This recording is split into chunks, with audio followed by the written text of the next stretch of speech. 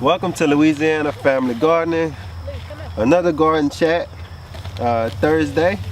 What we're talking about today, while we're planting, we've been working on these rows. We've been doing the tilling, putting in some compost and things like that. But once again, I don't have the transportation to get a lot of horse manure and things, so we're doing everything we're doing it in the spots that we're going to plant in. And I'm not worried because I've been getting success in the other beds. The first bed that we did, I've been getting a lot of success. The plants are looking good, they're looking healthy. So I'm good with that spot. I call it spot fertilizing, especially with the fish emulsion. We've been doing that once a week, generally on Saturdays.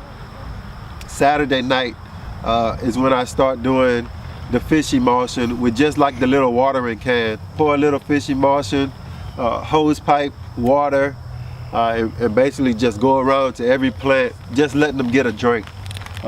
What I want to talk about today is preventing deficiencies. Or are you thinking about the common deficiencies that most plants have? And we'll start today with Epsom salt. I don't know if you can see that, but everybody should know what Epsom salt is. You can get this from Walmart. You wanna go play with mama? And they're just back there, just putting some this vegetable food in each hole. So once y'all get that in, go ahead and kind of stir it around in the soil with your hands. Or you can buy from your nursery. They'll have their own brand of Epsom salt, which is basically about the same thing, I would say.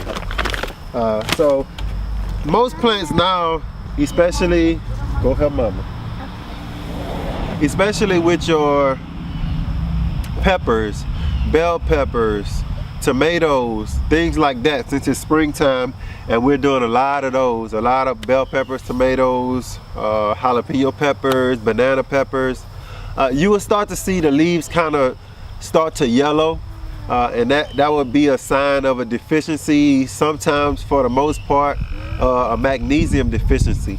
Now I've been watching Organics Best Urban Gardener. You should check that channel out. He's like the king of citrus, the king of strawberries. And when I started watching this channel, I had my citrus trees were yellowing. So I learned about chelated iron and about the Epsom salt. I think it's like 1 or 2 tablespoons per gallon of water is the ratio that he says to use. Which I found everything that he said, I've used it in my garden, and I'm kind of glad we found the channel. Like I said, I didn't know what I was doing and why my things were yellowing and my leaves were yellowing. But now I'm thinking a lot of times we tend to go looking for the doctor once we get sick. So we do the same thing with our plants and vegetables and things until they get the deficiency.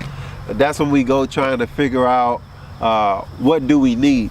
So if we know that these plants have a tendency to start yellowing, then what I'm going to try this year is I'm going to, at the onset, start with the Epsom salt regimen, things like that. Try to make sure that deficiency doesn't come up.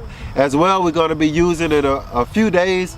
I'll be showing you the calcium, how you get your calcium in your ground with your eggshells from your chickens. So if you're raising hens for eggs, then all you got to do is put those in a blender, the shells kind of oven a little bit, maybe about 200-300 degrees for a few minutes, kind of dry them out, then put them in your blender, blend them up, and voila, start adding that to your garden.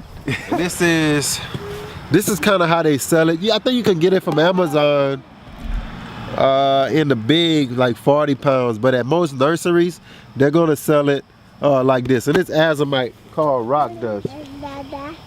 That's the Epsom salt.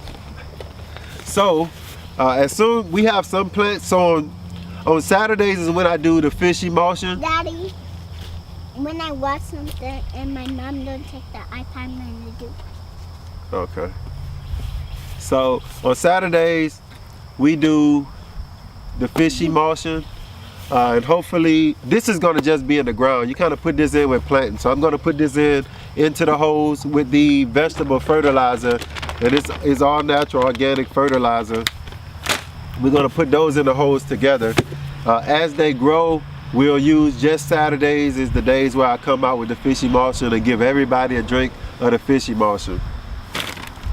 This Epsom salt, I'm thinking will be maybe on a Wednesday every other week or something like that. So give them time to drink up that fish emulsion. Then I'll come back, especially for my peppers, my tomatoes, bell peppers, all of those things. We're gonna hit them with that Epsom salt. So y'all think about that. Get ready for those deficiencies, because you know what your soil is lacking. It happens to you so start to get this stuff on hand. That way you won't have to worry about it. You'll have it. Start before you start to see the yellowing of leaves, and hopefully you won't have to deal with that and lose a leaf or lose a plant or stunt the plant's growth. So give them what they need from the onset, just like you want to do with your children, right? You don't want to wait till they're 20 and then try to raise them. You want to try to tell them what's right from wrong growing up. So that's what we're going to do. So thank y'all for watching today's garden chat. They're gonna plant all of this stuff, and it's looking nice. I'll let y'all look at it. Move this out of the way, mister. It's really looking nice. My son and my daughter actually planted those. If you remember the nursery video when we went to Clegg's, those are the plants they picked out. Some of them were dying out because we hadn't planted them, but now they're ready to go in the ground. Well, we're ready to put them in the ground. They've been ready to go in the ground. So now let's go ahead on and finish that up. I want to thank y'all for joining us. Thank y'all for staying with us, and God bless y'all. God bless and you. Grow. Grow. God bless. See ya. God bless you. Peace and quiet.